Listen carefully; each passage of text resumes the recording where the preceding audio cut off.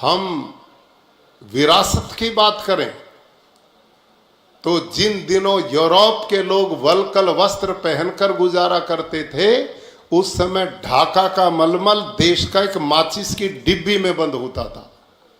भाइयों और बहनों,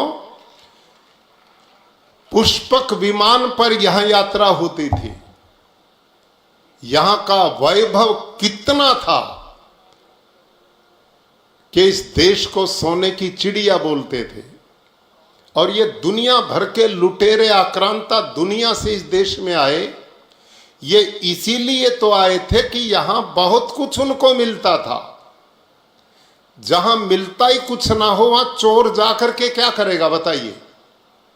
क्या कोई चोर किसी झोपड़ी में घुसेगा क्या रात को? वहां पहले ही कुछ नहीं है, वो वहीं जाएगा जहां कुछ मिलता है।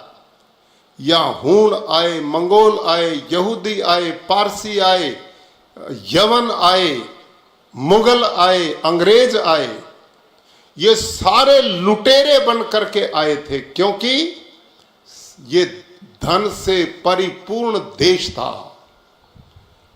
यहां वैभव की कमी नहीं थी और देश विश्व का गुरु था।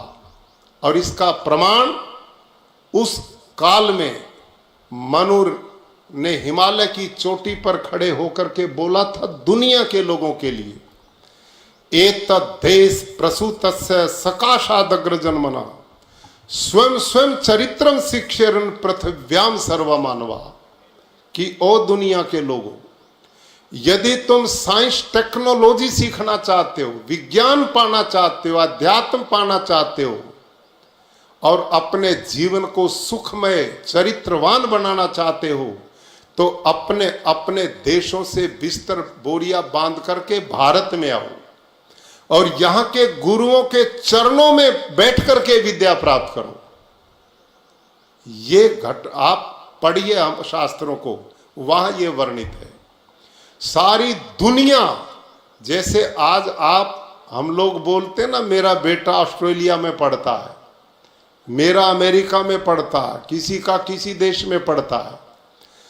एक काल था जब सारी दुनिया के लोग भारत में पढ़ने आते थे और गर्व मानते थे। यहां की यूनिवर्सिटी तक्षशिला, नालंदा, विक्रमशिला, ऐसी ये तो बहुत बाद की हैं। इस देश में अनपढ़ व्यक्ति ढूंढे से भी नहीं मिलता था और इसका प्रमाण है हमारी उपनिषदों में, प्रमाण है।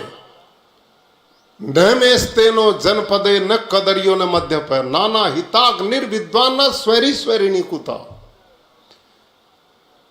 अश्वपति राजा महर्षि उद्दालक को उपनिषद में घोषणा पूर्वक कहता है, अश्वपति राजा, न विद्वान स्वैरी स्वैरिणी कुता, मेरे पूरे राज्य में ढूंढे से भी अनपढ़ अविद्वान आपको नहीं मिलेगा। ये व्यवस्था क्यों होती थी?